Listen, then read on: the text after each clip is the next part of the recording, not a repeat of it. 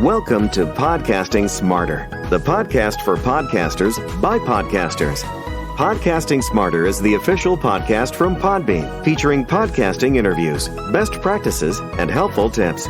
We're here to give you the tools, resources, product updates, and news to help you get started podcasting and keep your podcast growing. Hello, and welcome, everyone. We are so excited that you're here. This is our September live event for Storytelling Podcast Week, and we're joined by Rob Tinkler from Hero Complex. I'm going to read our brief intro in a second. Hi, Rob. How's it going? It's going great. Thanks for having me on the show. Oh, we are so excited that you're joining us today. And Rob has really built up a kids podcast network. So for everybody out there who has kids, is looking at creating content for kids, is a parent, this is the event for you. I'm going to read our brief intro and then we'll jump in. I'm just so excited to chat with you today, Rob. So welcome back, everyone, to Podbean Storytelling Podcast Week and our Podcasting Smarter Live series. This is our live event for September, Podcasts for Kids, behind the mic with creator Rob Tinkler of Hero Complex, featuring Rob, who's created podcasts for kids, such as Tiny Reindeer and Imagination Meditation. For those of you who may be joining us for the first time, Storytelling Podcast Week has live stream sessions like this one, with top podcasters and storytellers from scripted fiction and nonfiction podcasts from across our world and our imaginations. We also have exclusive recorded episodes on Podbean's official podcast, Podcasting Smarter. Storytelling Podcast Week and our event here today is brought to you by Podbean. We're a podcast hosting and monetizing platform and home to over 640,000 podcasts. To start your podcast, head over to podbean.com today. And now we'll jump in. Hello, Rob. How's it going? Hello. It's going real well. Oh, well, first off, I just want to start out with, the network that you've built and just kind of talking about your journey a little bit. So you have a few shows, Tiny Reindeer, Imagination Meditation, which we'll talk about. We have clips, which we'll share. And for everybody out there, you're going to learn today what is important when you're thinking about making kids content, which I think is really cool. How Rob got started, Rob's background a little bit, how to grow, from one podcast to, a real portfolio of different shows, creativity and taking in listener feedback. There's going to be a lot we're talking about today. So, Rob, you have a few shows, including Tiny Reindeer and Imagination Meditation, but you also have Kids of the Future, Nightlight Zone, The Nonsensical Show. So tell us a little bit about your journey, because you're also an Emmy-winning TV writer. Emmy-nominated. Okay, sorry. Emmy-nominated. Emmy-nominated TV writer. Exactly. So, you have this TV background. You have this background of being already in the entertainment industry. So how did you come into podcasting, and how did the idea of creating a network of kids podcasts begin for you? Well, I started out as an actor, and I've been, working for years doing on-camera stuff, and then I veered into voiceover, and I really found a foothold there, and really felt at home. And I was like, oh my goodness, I can just wear pajamas to work. This is the best job ever. It doesn't matter what you look like; it just matters how you sound. So, when I was actually working on camera on a series on ABC called Notes from the Underbelly, and it was a very short-lived show. Only went 2 seasons. It went a season longer than it perhaps should have, but I had a supporting role, so I was in my trailer a lot, just hanging out. So I in order to fight off boredom, I brought my laptop and I would start writing. And at the time, I was also doing some animated series, and I felt comfortable enough with the producers of the series to ask them, "Hey, do you mind if I write an episode?" And they went totally pale and like, "Oh no, the actor wants to write." And they were like, "Sure, why don't you write a spec script?" And a spec script is like it's a pro bono, a free script. You write a free script of the show you're on, or any show really. And so I submitted it, and they really liked it. And they were like, "Hey, you want to write another one? Do you want to write another one? Do you want to write it?" And so it's sort of, I didn't come into it thinking I could write. I had just read so many scripts in my life that I just through osmosis got pretty good at it. So cut ahead many years. I no longer do on camera, but still thriving in voiceover. But and then podcasting came to be, and I was fascinated with it. And I realized after a while, it's like my number one medium. I listen to more podcasts than I watch movies or TV shows or play video games. I love it. I can listen to it. I can listen to them while I'm doing other things, while I'm mowing the lawn or at the gym or out for walks or walking the dog or pretending to look after my children. And so I was like, I have to do something. I have to apply my skills of writing and acting and bring something to this. So then I actually had written A Tiny Reindeer as a feature film, an animated feature, sort of Pixar style animated feature film. And it's really hard to get stuff made. And I'm super impatient. I was still pitching it around, but I was super impatient. I was like, you know what? I'm just going to get my friends together and like, let's just do it. And we'll do it. Oh, as a podcast. Sure. Why not? And I'll do it, divide it into 24 different episodes, and that will be like an advent calendar, and it'll be kind of cool that way. And so it just sort of, I barfed it out, if you can barf out of your hands, words, inside of about a week. And it went so well. The record went so well.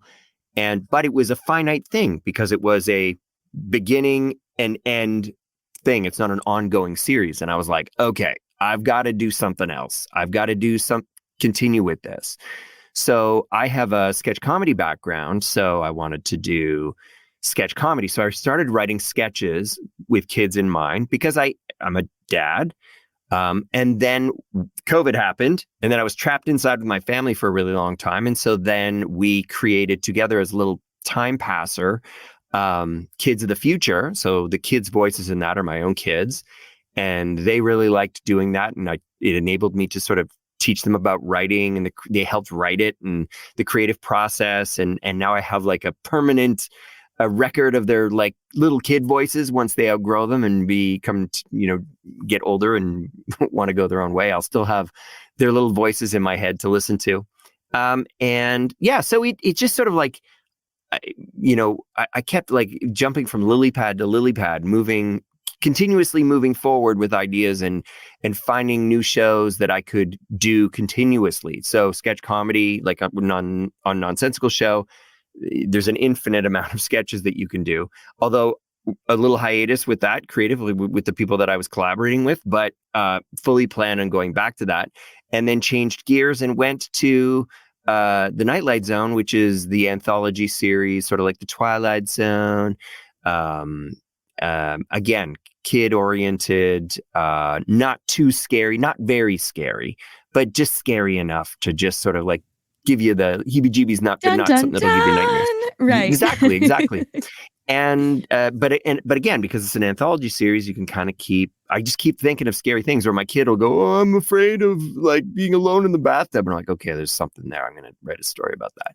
So it's also a lot of like helping my own kids sort of cope with their own fears and things where their challenges or things that they need to, be courageous for, and and also my own unrequited childhood stuff, things that bothered me when I was a kid that I'm like, oh, I gotta write something for this. So it was sort of like acting, writing, podcasting, and then podcasting is totally addictive. And I wanted to do something, again, dealing with children's anxieties and fears and stuff like that helped sort of quell worries and something that I could churn out pretty quickly, and something that I know would help soothe my own kids. And so I created imagination meditation as light touch meditation. It's not deep. It's not too deep into the meditation world. We pick an animal at the beginning, and then based on that animal's characteristics, we find a connective tissue intention to focus on. Yeah, absolutely. So in a more recent episode, it was like hummingbird finding a flower and just focusing on a flower. And in the way that came with me looking at hummingbirds at my cabin, watching these little floaty, beautiful hummingbirds just like so accurately glide into the bird feeder. It was, I was like, okay, I got to do something about this. So, ideas come from all sorts of different places. It's almost hard to keep up with the ideas that I can generate because I've gotten into that mode of creative output. Yeah, absolutely. There's times where I have input mode, where I listen to podcasts and listen to other art, watch movies, and I'm in input mode. And then you get into output mode, which is like that creativity comes out, and you want to get that flow going. So anyway, I feel like I've talked a lot. No, I think it's really fantastic. I think definitely something where, I think in terms of how the shows are created, people always want to know how the podcast is made, which we'll get into in a little bit. You talked a little bit about the ideation of it, and the inspiration with your kids. And I think for everybody out there who has kids, it's something where, you want them to have experiences where their anxieties are quelled or they feel like they're experiencing the wonder of the world, right? And as a creator, it's something that you can do with them. I also love that you talked about how much you love podcasting. This is how we all get into podcasting, right? Yeah. You totally find a bunch of podcasts you love, you binge them, you talk to everyone you know about podcasts until they're like, could you just make one? And then you do. Then you do. And it's so easy. And it's so easy. Exactly. We talk about this all the time at Podbean, and we have so many resources on just getting that first, getting your podcast out, starting your podcast, launching. So we'll have some of those in the notes for today's event, along with your links, of course. And I want to share a little bit about 8 Tiny Reindeer. So this was your first podcast, right? And like you said, it's like an advent calendar. And I want to play a clip of it. And then I want to talk about kind of what the evolution of 8 Tiny Reindeer, because there's some really exciting things happening with it. So it's out now. Is that reversed? Is that reversed? It is reversed. Is this backwards? How do we fix that? How do we fix that? I'm not sure. I don't know. It's the same images on the It is. Exactly. On the podcast. We're going to play the clip in a second because, spoiler alert, the podcast has been turned into a book, which is really cool. So we're going to play a clip. And then, Rob, I think everybody out there is so curious about that journey of how do I get my podcast published as a book? It's something where I think for a lot of podcasters, it's a real dream. So we're going to play the clip so you can get a feeling for the show. It's really beautiful. And, as I think we're in September, so as we kind of move toward the holiday season, it's something where I always think those things are, they remind you of like hot chocolate and winter and all that good stuff. So here is 8 Tiny Reindeer. Santa got rid of his 8 tiny reindeer and now delivers all his gifts with high-tech drones. But Larchmont Quickbuck, the evil guy who built all Santa's technology, decides to shut the whole operation down so he can take over Christmas. Too bad you released your 8 tiny reindeer back into the wild. So I asked Santa what he needed. We need 8 tiny reindeer. Animal care wasn't in my job description. And then that evil dude Quickbuck hopefully won't do this. I'll stop Christmas if it's the last thing I ever do! So that is 8 Tiny Reindeer. It's so cute. That's it. I recognize that voice. Oh my gosh. Yeah, that's it, right? This is, you have to use what's around you. I mean, really, that's the bootstrappy thing about podcasting is you can just use your own resources and your friends and all that sort of stuff. But I mean, it's so cool to like hear the voice. And of course, you're a voiceover artist. So for everybody out there, but then it's also I'm the bad guy too, who's talking. So it's like this, and then I'm talking to myself. You will, that's a living. But I think it's something out there where it's great to see that creativity. I think it's something where you're thinking, okay, like, am I going to be able to do this? How does this sound? Does it sound professional enough? Can people tell it's me? Like, I think a lot of podcasters have that fear, but you just kind of have to go for it, right? You can pivot later. You can modify later. I think it really kind of is so fun because it takes, the idea of Christmas and Santa and it really twists it, right? With this new idea. That countdown as well, I think is great for kids. Kids really love having something to look forward to as well, which is fantastic. The chapters, The chapters. It was a good thing it worked with Christmas, obviously. But and little cliffhangers, and then of course you create that bingey effect where people just want to like churn through it and get all the way through it to the end. But then it ends, and then that's so sad. But you just got to create something else. Well, you could create another season for a different holiday season. I have part 2 already sort of formulating. Part 2's coming, everybody. And other holidays. Although I will say it's hard. Holidays are great because people have time off, like over Christmas, they're off and they're vegged out, or, they've eaten too much turkey. So it's good to, you can pop on a podcast. So it's good in that respect. But it's also difficult in that when I first put it out there, generating listeners, because you only have like a month to get them on board versus other podcasts, serialized podcasts that you can just sort of build over time and build your audience. But just to go back to, does this sound good? How am I doing? That self-talk that a lot of creators, that stops them from doing that. You got to tell that voice to be quiet. Right. That's because an intrusive thought. That's not real. It is. It's true. And I'm going to do a meditation about that, imagination meditation. No, but I think it's something where, like, for a lot of podcasters, podcasting is a self-made medium in a lot of ways, right? You don't need approvals. You don't need a network, but you're somebody who's gotten that already, right? And believe me, I know what it's like to be staring across a desk or a Zoom meeting from very stone-faced executive who's not very happy with what you have put out, and you have to defend what you've created for them. And it's so much easier to look at yourself in the mirror. The worst thing that's going to happen is like, oh, I think I could do this better. But here's the thing to remember, creators, you're going to get better. Yes. And oftentimes people like to get on board and hear you get better. Yeah. And then they like, I know I've followed podcasters. It's like, okay, they're not very, it's okay. The content is there. The idea is there. The personality is there. Some little thing that I can glom onto. But then over time, you're like, oh, they're getting really good at this. And then they figure out the format and you're like, oh, this is really good. Yeah. So even like some of the most successful podcasts, they start out, they're like, you listen back to those first few seasons, it's like a little rusty. But then if for your listeners that have stuck with you, they're like, no, I was with them from the beginning.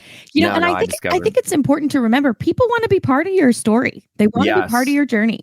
Right. They want, super fans want to say, oh, I was part of this movement. I was part of this podcast. I was part of this community.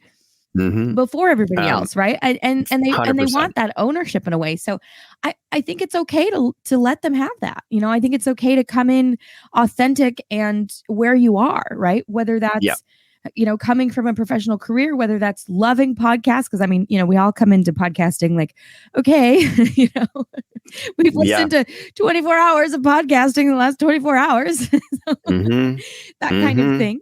In terms of also the production of your show, can you tell us a little bit about, obviously you have multiple podcasts, but in terms of, you have the idea and you're a writer. So are you working with a tight script? Are you working with ideas? Are you working with bullet points? Tell us about the journey from the idea to, the record, the maybe script, recording, editing, and then that finished product and launch. Sure. Yeah, the process. Okay, so you're in line at the grocery store, or you're sitting at a movie, or you're at the mall, or you're in your car stuck in traffic, and you get this little notion, this idea that occurs to you, and you're like, that'd be, man, I wish there was a podcast or a movie or whatever it is that you create, or a book or whatever. You're like, I wish they had something like that. And then you forget about it. Yeah. And then it comes back and you're like in the tub or something. Right. And you're like, oh, there's that idea. There's that thought again. There's that idea. That's telling you should probably start by writing it down. I call them flash bulbs. They're little, that's not a proper term. That's just what I call them. But it's like you get this little, it's like, an idea. occurrence, It's a little bit of creative inspiration. Yeah, totally. Yes. And sometimes I do also want to just say, sometimes we get these ideas of, hey, this should exist. And I believe sometimes we get those ideas because we should create the things. Yes.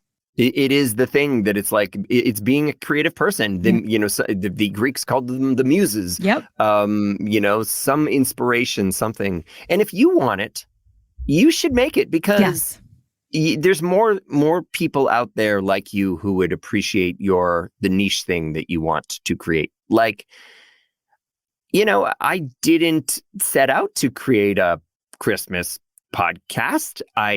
It was an idea that I had initially, a little rhyme that I had made for my kids for Christmas that was like, there's like a book or something that's been around for years. It's like 10 little monkeys jumping on the bed. One fell off and broke his head. Mama called the doctor and the doctor said, no more monkeys jumping on the bed. So then I wrote a Christmas one for Christmas, like as a little Christmas present, like 8 tiny reindeer playing inside Santa's Dasher dashed too fast and broke his antlers, and Santa called the elves, and it's like it was like that. So each reindeer had a different, based on their personality, their name, right? They had personality, and I was like, there's more to this. There's more to this, and so then I was like, well, okay, so what if Tiny Reindeer is a very specific species of reindeer, and they're super mischievous, and what if Santa let them all go? What if he let them go into the wild? And why would he do that? Oh, right. How about technology? He now delivers gifts with drones. He doesn't need reindeer anymore, so he sets them out into the wild. But the tech baron that supplied him with the drone technology to do that has decided he's going to take over because he's running it anyway.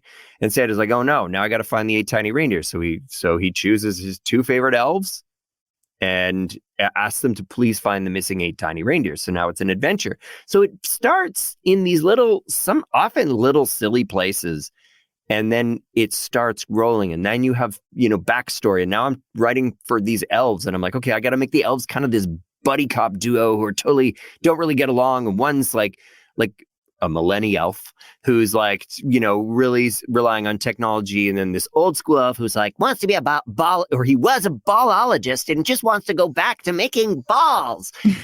Bowling, volley, soft, foot, all those balls need to get made, not by machines, but by hands. And so they're also at a crux. Mm-hmm. And so, it's just, the more you think about it, the more you sort of play with it in your head, it just starts going. And then I do voices, and then I start like talking as the characters, and what would the villain sound like? And he starts, and then you just, what? As adults, we forget what it's like to be playful. I see my kids all the time. They have no problem throwing on a voice for their friends. They're talking, they're telling a story. They're like, my teacher sounds like this. And I love it. And, but then I tap into that kidness of like that playfulness, like be playful, let yourself be playful.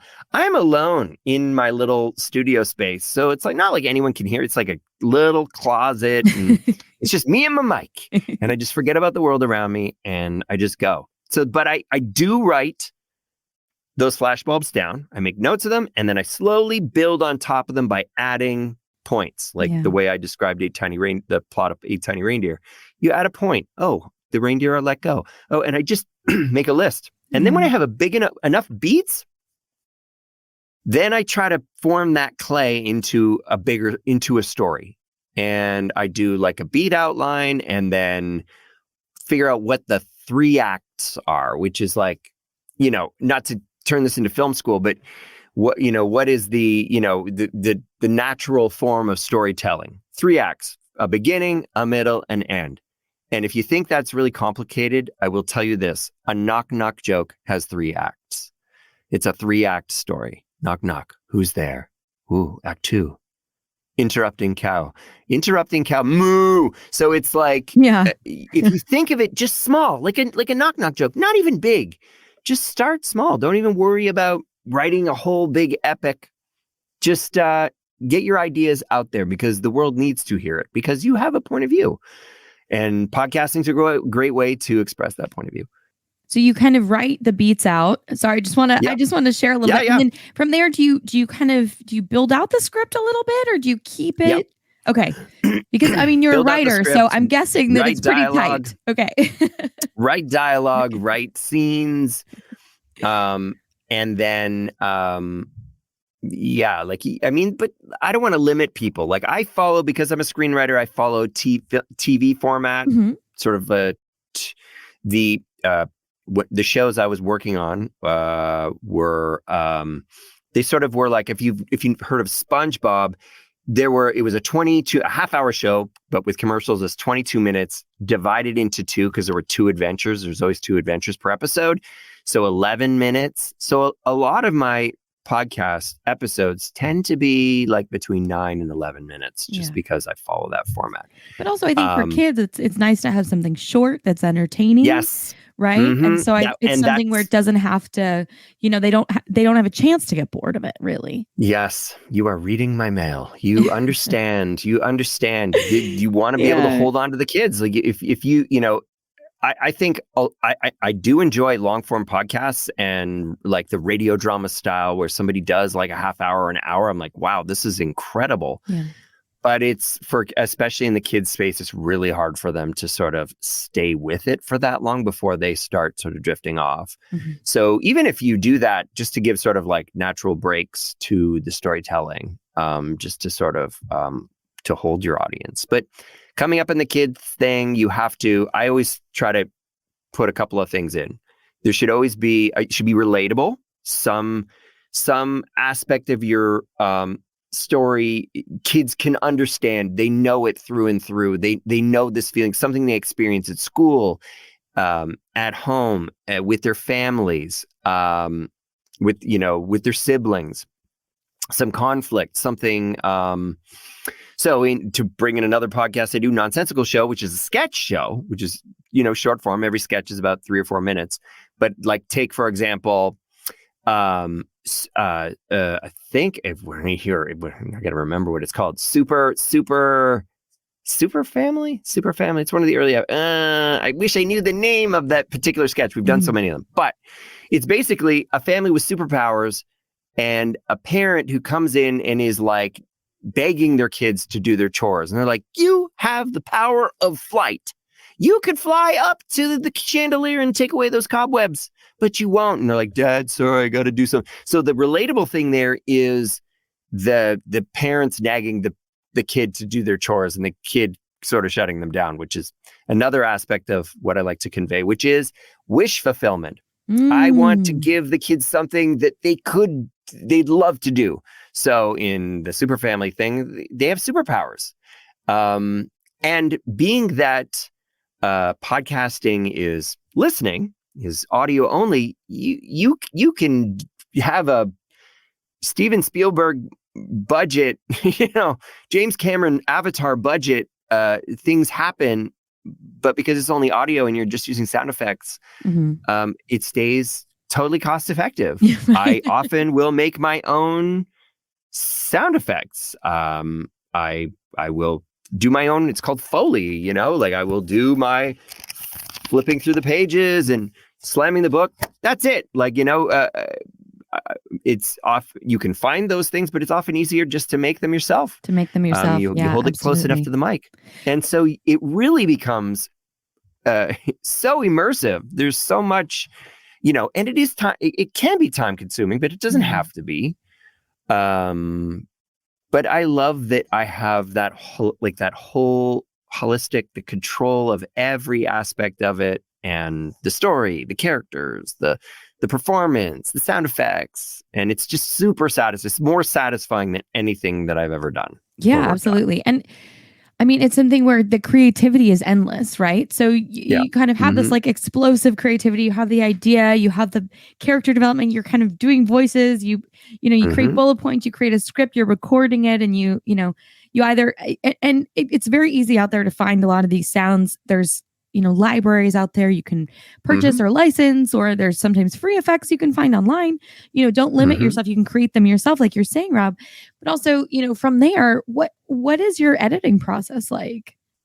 So now I've roped in my friends. I've recorded my own voice. We actually will record using remotely. Everybody's got their own setup. I actually prefer if everybody records at home, because I just say choose a quiet room, get a good mic, let's check it. They usually blend pretty well, and we do the old. We all press record at the same time. Do 3, 2, 1. Just like make a clapper, like the old movie style clapper, just so that we have an edit point. Because you see in the editing software, in the waveform, you see a big spike. That's right. That's a really good trick, actually. Yeah, if you're editing and okay, hey everybody, we need to make a cut. If you just do a big clap, it'll show up in the sound wave, and you can start to identify it. So okay, let me just go to that sound wave. You can visually spot it, and it's so much easier to edit, for sure. It makes it so much easier to, even when I'm doing auditions for stuff, if I mess up, I'll clap because I'll see where I messed up, and I'll know, scan. I can quickly scan. I don't have to listen to the whole thing. Where did I mess up? I can just look at the waveform and quickly drag, it to the right point, make the cut, and keep going. That's a actually useful little trick. And I just use the recording software that came with my computer. And I have a good mic. Now I have a good mic. But I have people on my podcasts that use the built-in mics on their computers or their phones, and it works. We find a way to make it work. What kind of mic do you have? It is a U80, a Neumann U87. Okay. It's it's been around. This mic is very storied. If you look at old documentaries of it's been around since the 60s, but old documentaries of the Beatles or Rolling Stones recording it, I'm like, there's my mic. They have not changed it since then. Even though I bought it recently, but it's so perfect that they just are like, this is perfect. Let's not change it. Yeah, absolutely. So from there, I think that's really an important aspect to remember, right? Use what you have. If, don't feel like you have to go out and purchase editing software or the best mic out there. Start with what you have, use what you have. I think that's such an important thing to remember. And as you continue your podcast journey, you're going to learn more stuff. You're going to grow, you're going to up your gear. You may up your editing software. You may start using, lots of different tools. We talk about tools all the time here at Podbean, but don't be intimidated by that. Don't let that stop you or slow you down. I think that's a really important aspect as well. So from there, you've kind of got, you've got the raw, voice on tape. You're editing with, like you said, the editing software that came with your computer, which is pretty great. Yep. And I'm guessing, do you have a Mac? Is that? Yep. Okay. Yep, that's it. So it's GarageBand. I do everything on GarageBand. Right. Yep. Done. Everything. And I have, it's so funny because another company came to me and they had an existing show, an on-camera show that they wanted to develop as a podcast just because they wanted to ride that wave of and hit that other level. And they were like, okay, so send us the Pro Tools stems and blah, blah, blah, blah, blah. And I'm like, I don't use Pro Tools. Like, well, what software do you use? I'm like, GarageBand in my basement. And they were like, okay, we'll work with whatever you got. Yeah. But the funny thing is a lot of people will stop themselves. They're like, oh, my setup isn't good enough. I'm not professional enough. But the thing is, you have to start somewhere, right? I record all of my stuff. I'm working on, I'm on the Snoopy Show, which is on Apple TV. I'm on My Little Pony, which is on Netflix, all recorded on my Mac in my basement with a good mic, but nothing fancy. Nothing fancy. No, and that is broadcast quality. That's a really important aspect to remember. I think it's something where, once you have that input where you want it, it's okay to be flexible on some of that software. And, everybody's going to have a different balance, right? Use whatever is the best mic you can get. And sometimes that's the mic built into your computer. Sometimes that's, a mic made for podcasting. Maybe that's a broadcasting recording mic. It's, it's going to be different for everybody, but don't let that hold you back. Don't let that stop you. I think that's a really important aspect. So from there, you're editing, and then obviously, you're putting together seasons and different episodes of the shows. So I want to talk next a little bit about Imagination Meditation, which I love. I Sure. think it's just such a beautiful show. Before we get thank into you the for show, saying because I do want to share it. Actually, let's do that first. Let's share the show so everybody can kind of get a little bit of a listen. We're just going to share a short clip of it, and then we'll kind of dive deep on that show as well. Sure. This meditation is a hummingbird, and we are going to focus ourselves as we approach a task with this. Let's start our day by taking a deep breath in and letting a big breath out. And as you continue to slowly breathe, I want you to use your beak to sniff out the perfect flower for you. Always try to focus first to determine your goal, and then you can go for it. Hey, you chose the hummingbird. That's beautiful. great. Yeah. Yes. Yeah. And I think it's something where, just being able to bring your attention in, right? And just say, okay, we're going to have an immersive experience and it's going to take you somewhere and you're just going to be able to bring your presence and your energy somewhere different. I think that's, first of all, what meditation does. But second of all, I think it's for kids, it's something where it's like, okay, whatever else is going on, you can just let that go for now. And I think that that's a really beautiful maybe aspect of the podcast as well. It's such a cool show. And I think it's something where, for kids, there's it's different, and that mindfulness looks different, right? It doesn't have to be, convoluted, and kids have different attention spans than adults, right? And so just bringing in the immersive sounds and, directing your attention to something is really beautiful. And it's such a the animal, it helps them focus. They can picture it. It's hard for them to go picture nothing. It's like, well, that's very hard for observe a kid to your do. thoughts. Right? If you have a notion, if you have a thought, push it away. And I get it, and I see the value in that. And I even use that. Yeah, we all do. Yeah. But I push it away. But I'd rather go, no, put this in your head instead of your own thought. Put a bird in your head. Yeah. Imagine, they can picture it, and then it's a little more interesting and they're engaged. And, the funny thing with kids is like they peek, they close their eyes. I say you can close your eyes or just gaze downward. Like I don't make it strict. I tell them breathe, but they don't have to breathe. Like I say, please breathe when you feel comfortable. That was my spouse's recommendation. She's like, why don't you just tell them to breathe when they feel comfortable? I'm like, that is brilliant, because otherwise, I take a big adult breath in and then a breath out, and they're turning purple because they can't bring in that much air while they wait for me to breathe out. So I'm like, just breathe in and out. But to keep that simple, and then I use the atmosphere, the environmental sounds of like water running or leaves in the trees or something like that, so that they know they're still in it. Because oftentimes if there's too much silence, people are like, is this still, even on regular podcasts? Right. Is it still on? Is it still playing? In an interview where an actor's asked a question, there's a pause. I'm like, oh my God, did I hit the button? Did I hit stop? What happened? Oh no, they're talking again. So silence with audio is like, it's not such a good thing. So it can be, but I think for kids, it's important to make sure that experience keeps them engaged. Yes. Yes. Yeah. Kids just have a different attention span. And how did you come up with the idea for Imagination Meditation?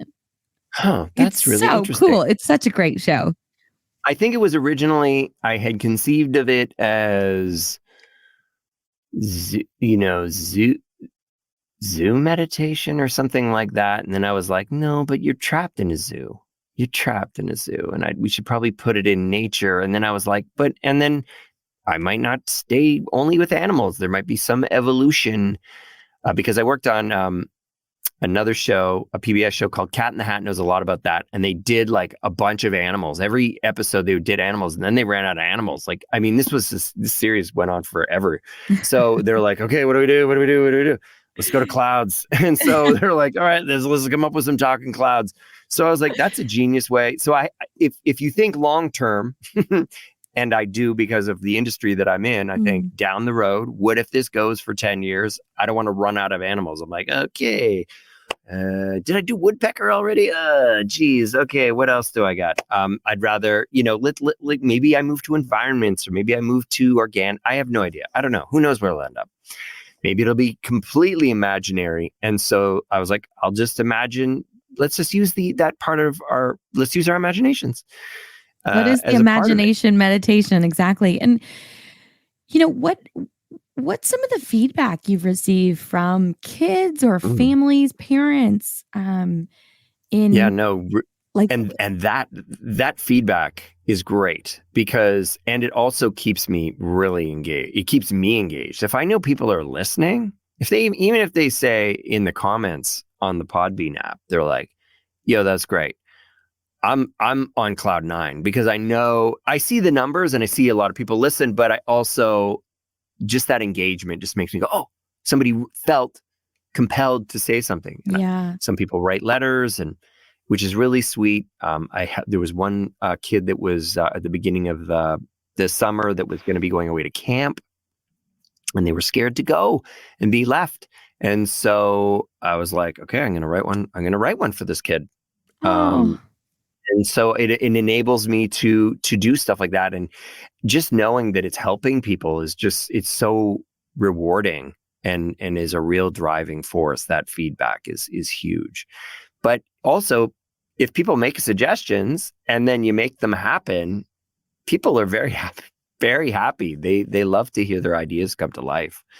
This is a really important aspect of podcasting, right? Like, first of all, engage with your audience. Yes. Like we talk to creators about this all the time, and an aspect that's really important in terms of having a successful podcast is creating that experience for your podcaster. It's not a one-way street. It is a two-way street. If you're podcasting, your listener is actively listening, right? It's something where, it is a two-way relationship, and they're communicating with you through their downloads and their listenership, right? That speaks volumes, doesn't it?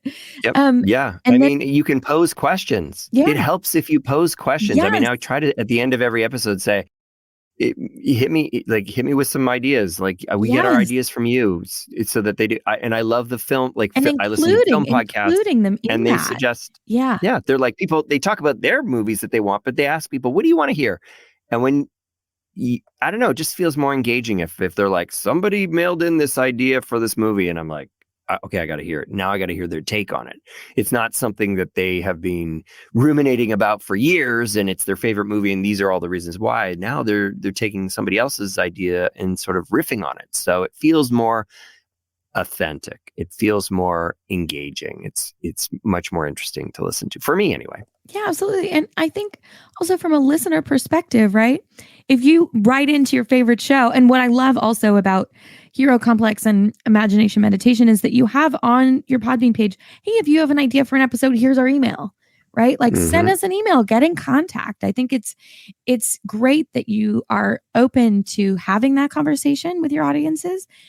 And then, letting them be part of that experience. And of course, as a listener, like if you submit an idea and that gets made into an episode, that's the coolest, especially if you're a kid.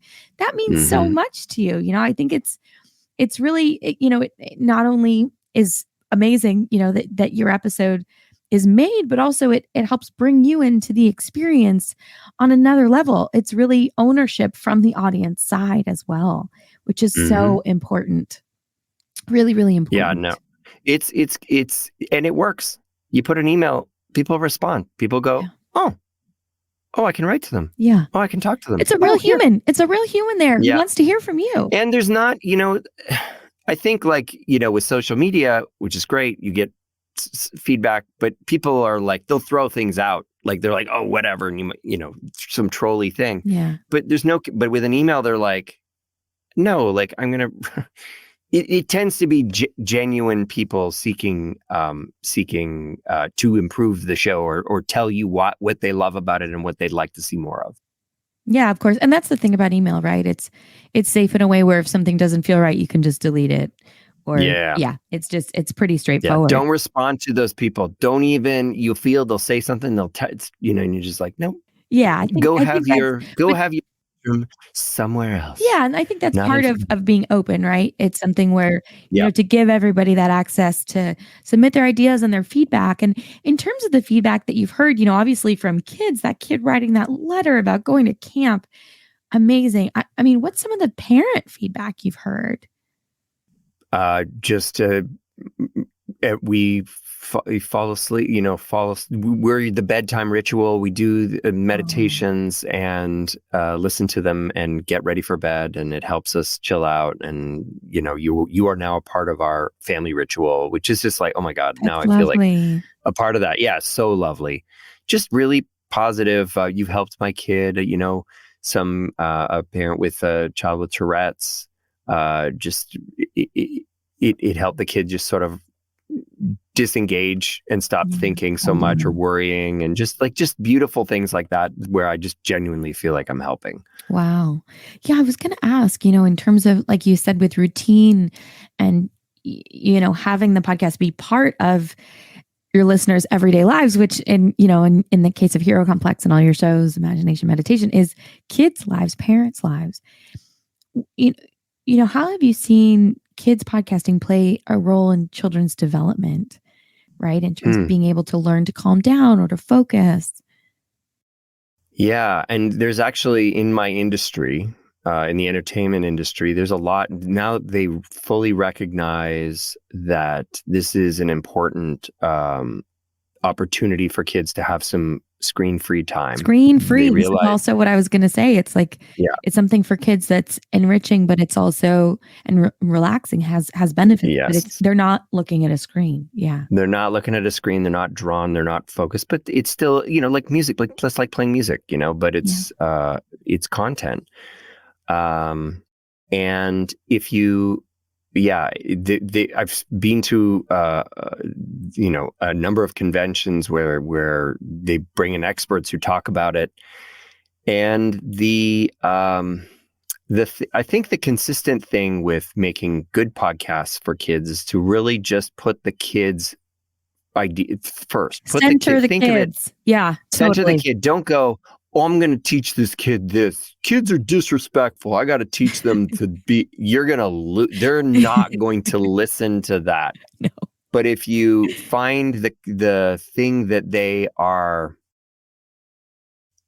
you know, that they're worried about, or that they laugh at, something that, like, if you have kids, watch what they laugh at and meet them where they are.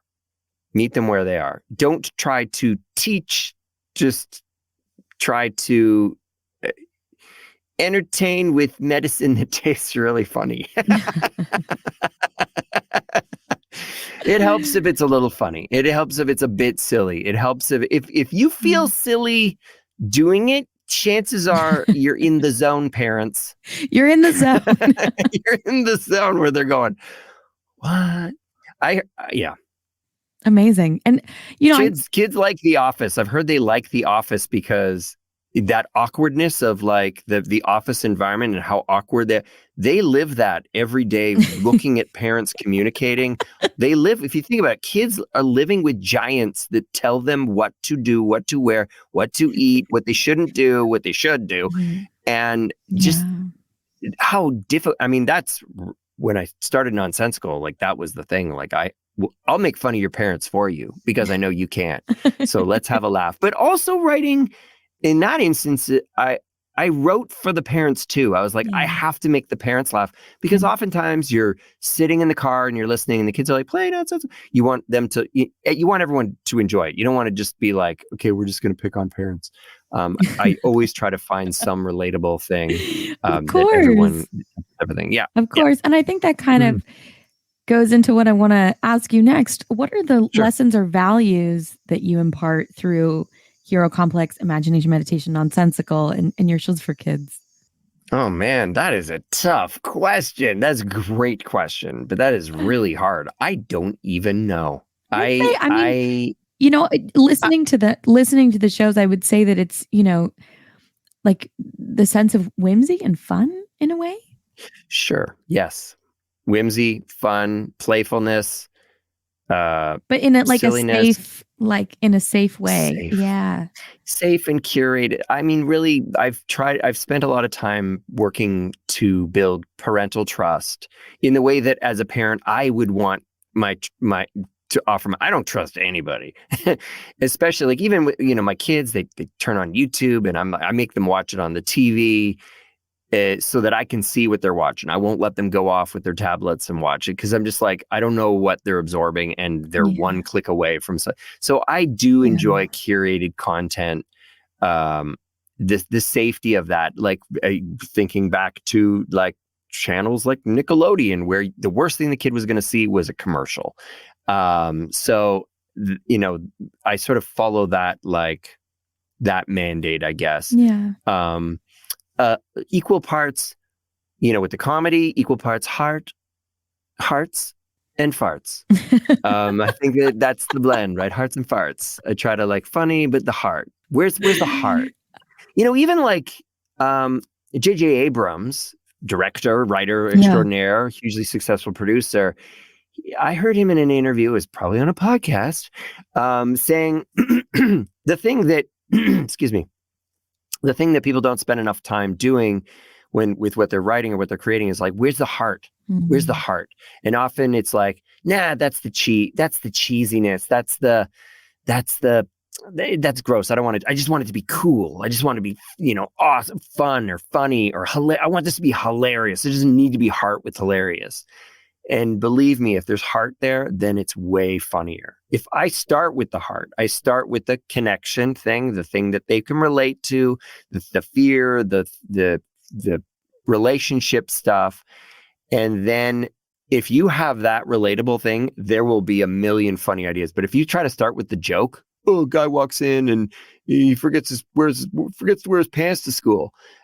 It's like, okay, yeah, there's your joke. But then you're just telling the same joke over. Like, how do you spend the rest of the time in that sketch or that scene? Like, it's like kind of a one. You're setting yourself up for like to be a one trick pony kind of thing. One joke scene or one joke sketch or one joke thing.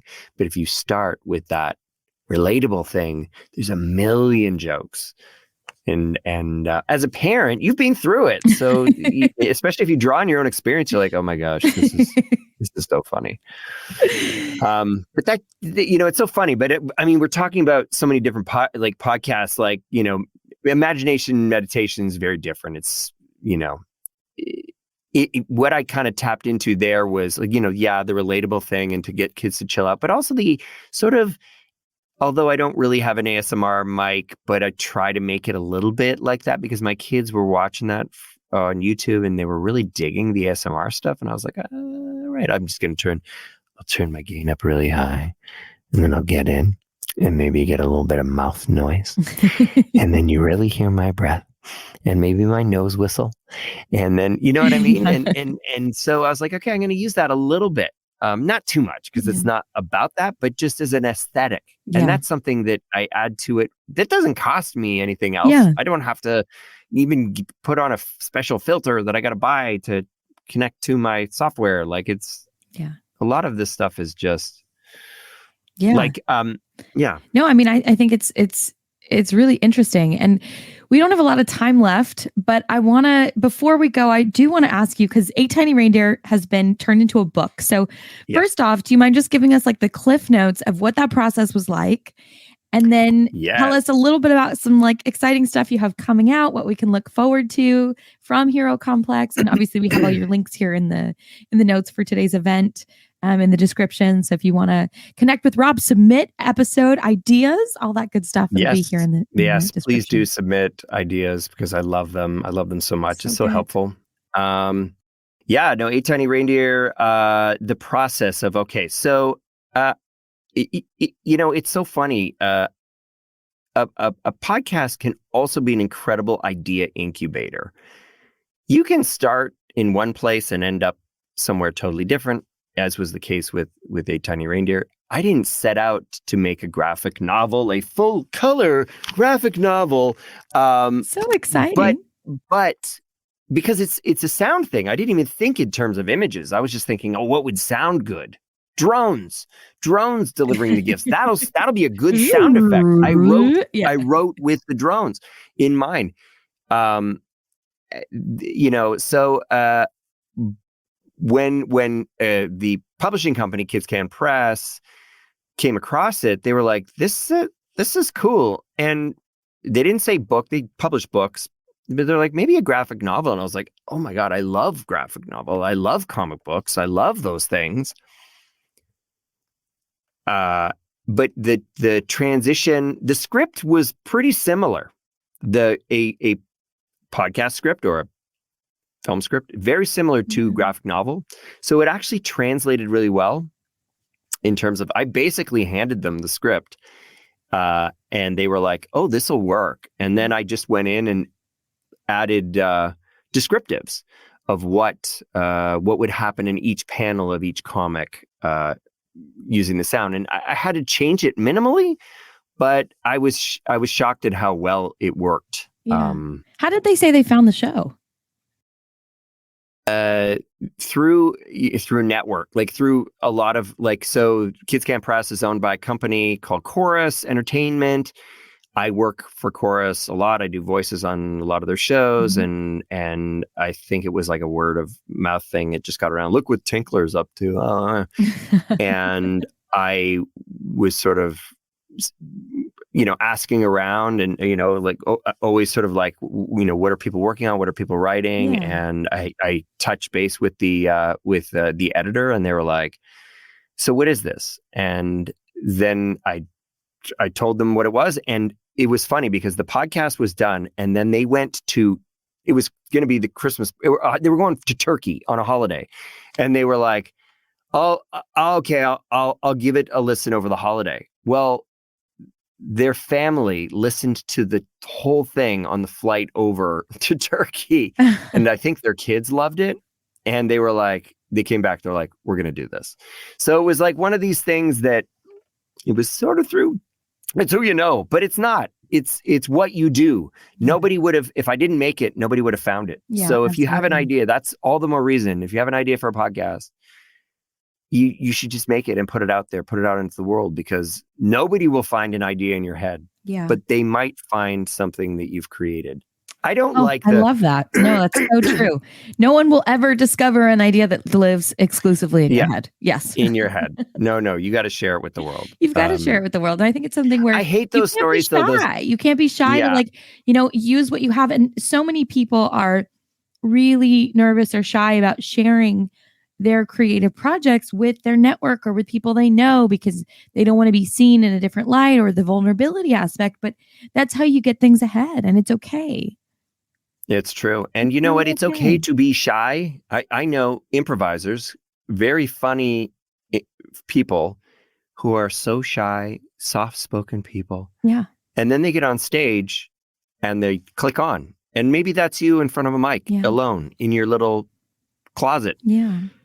And that's good. And you should share that with people, and you don't have to be there to share. Right. It's like the beauty of it. You don't have to be on stage. Yeah, I don't have to be present with an audience, 1,000 eyes staring at me while I do this, making me self-conscious.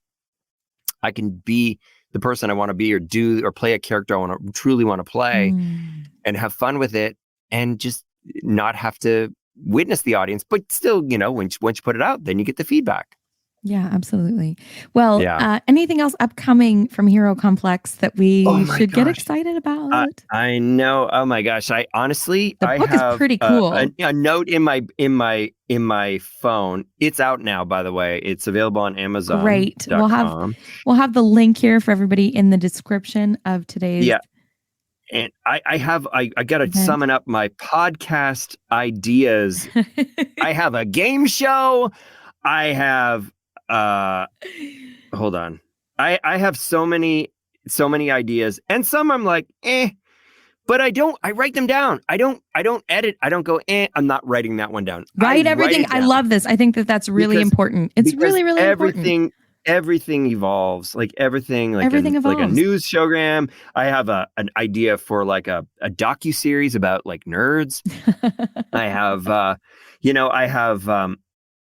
like old characters that I did before that I no longer on shows that are no longer exist. I'm like, I want to bring those back. So I want to do like a new series, like a podcast style sort of series.